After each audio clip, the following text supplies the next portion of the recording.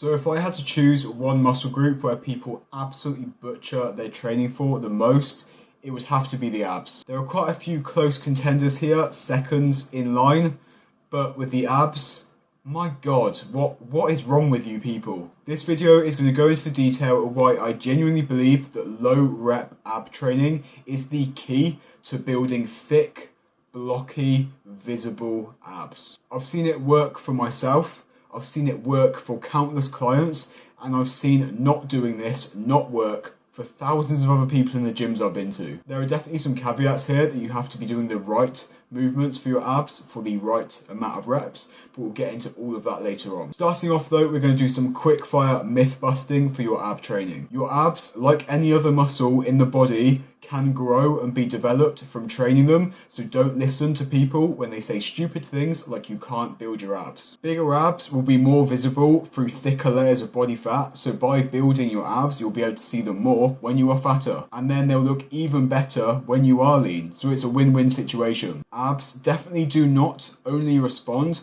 to very, very high rep, low load training. Doing sets of 50 bicycle crunches will do absolutely nothing for developing your abs. I promise you that. You are wasting your time. Yes, your abs are very fast recovering muscle groups for most people, that for most people can be trained every single day, but that means you need to train them with a lot of volume and frequency, not that you need to be training them with 1% of your 1 rep max. You wouldn't train any other muscle tissue on your body like that, so stop being a dick and training your abs like that. You don't need to train your abs every day, and you probably shouldn't be able to train your abs every day if you're training them properly when you do train them. If you can, then you might just not be adequately stimulating them within the sessions that you're doing. 2 to 3 times a week is a good starting place for most people, building that to 3 to 5 times a week when you get a bit more advanced with your ab training. I think that's all the myths that I want to quick fire off today, but let me know in the comments if I missed any. Now onto the main topic of the video. Low rep ab training is the way to develop your abs. Case closed. With this, I am talking sets of 5 to 10 reps with control and slow eccentrics. Tons of tension on the muscle. This isn't sets of 5 to 10 reps that takes you 5 to 10 seconds. They're sets that will still take you a good 40 seconds to a minute to complete. And that is because they are super controlled. Every rep has slow eccentrics, good intent, mind-muscle connection, focus, all of these good things. Huge stretches, a big contraction. This is the shit that will make your abs grow. If you never get sore from ab training, then this is what you are missing. The reason that people don't train their abs this way is that it is very difficult to do. It's way harder. Anybody can flop about for 100 reps of a crunch, but doing heavy reps on ab movements without your technique and form going out the window takes actual skill. That being said, if you take the time to step back, lose the ego, and gain and develop that skill, you will be shocked with the results that it gets you. So like I said, we're looking for sets of 5 to 10 with super control, slow eccentrics, tons of tension on the muscle. Now we need to know what exercises to do those reps in, and I have a list of 3 that are my favorite go-tos for developing those big blocky abs. I think these are undeniably the best, and there's also a few other honourable mentions as well. There are some really great ab exercises in the higher rep ranges, which I will mention at the end of the video, but your low rep ab training is your bread and butter, and there are 3 main ones that I recommend. Number 1, without a doubt, is the decline reverse crunch. This movement is so good for so many reasons. To begin with, it's a bottom-up movement rather than a top-down movement, which means you are biasing the load onto the stretched portion of the rep.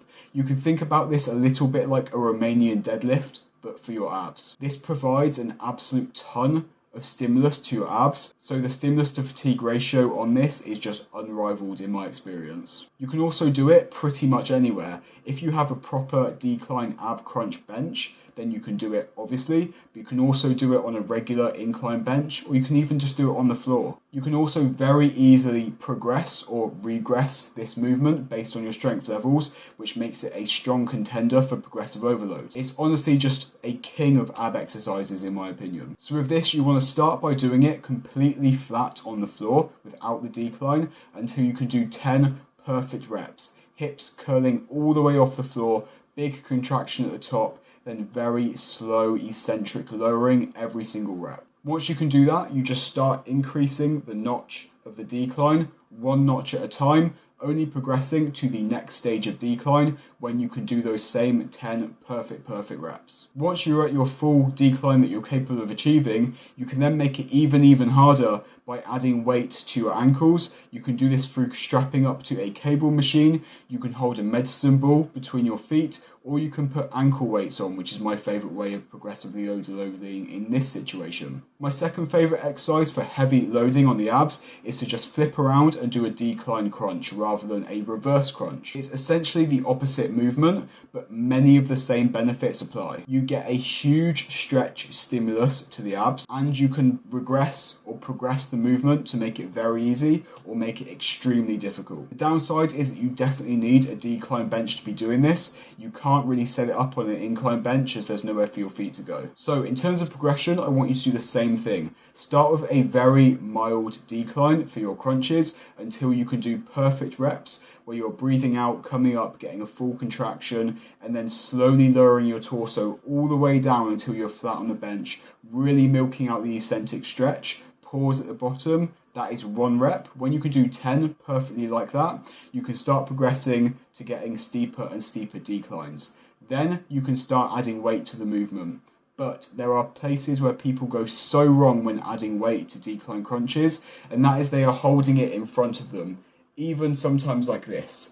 Do not hold the weight in front of you, because as you come up, the weight will then pull you forward and make the movement easier, not harder. Especially if as you come up you extend your arms, you are using momentum with the weight to pull your body up.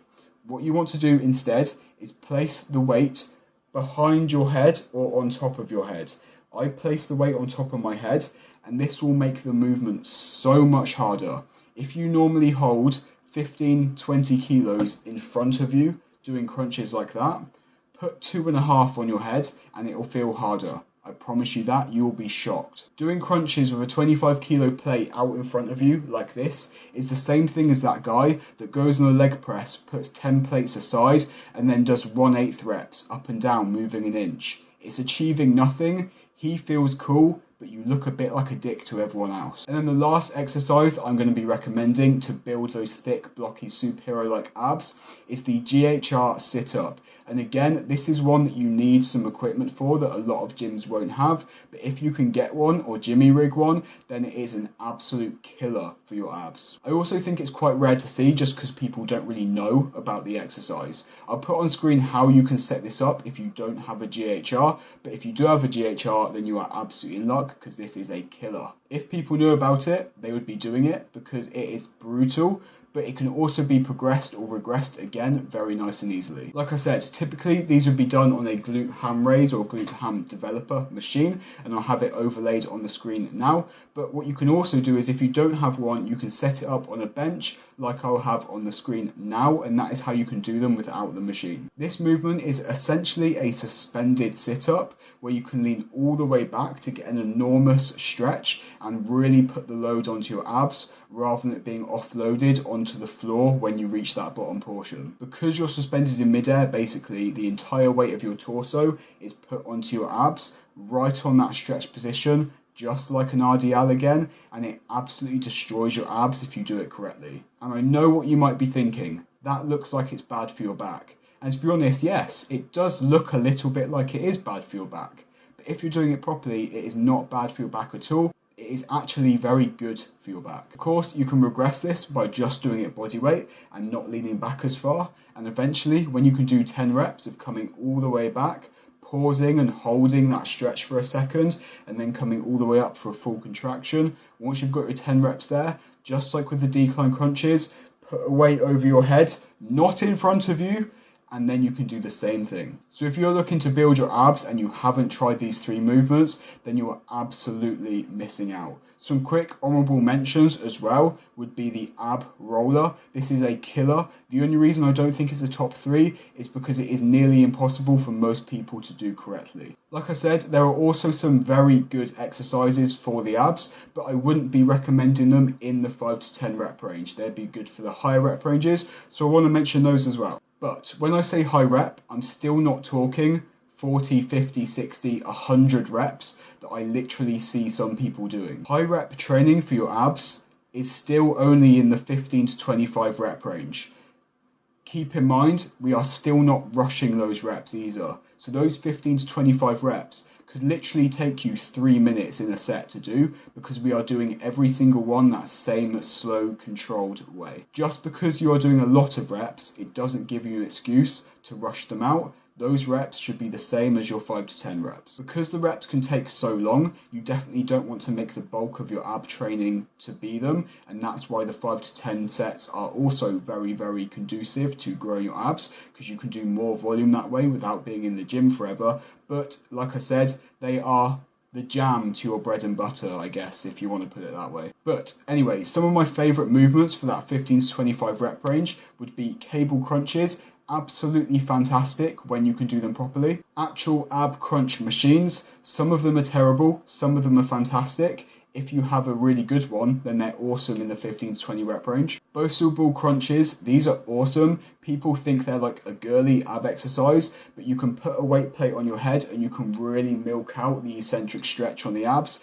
Very, very good in the 15 to 20 rep range. And then lastly, if you're strong enough, hanging leg raises where you're actually curling your pelvis up are killer in the 15 to 20 rep range, but again, only if you can do them properly. So now you know most of what you need to know to nail down your ab training to actually start developing your abs. Stop messing about, stop fanning about with sets of 50 in your ab training and do some goddamn hard, slow, controlled, heavy, low rep sets. Please show your support to the channel by leaving a thumbs up and subscribing to the channel if you haven't already. Leave your thoughts on this topic and any other topics you want to hear about in the comment section below. Thank you as always for watching. Until next one, see you later guys.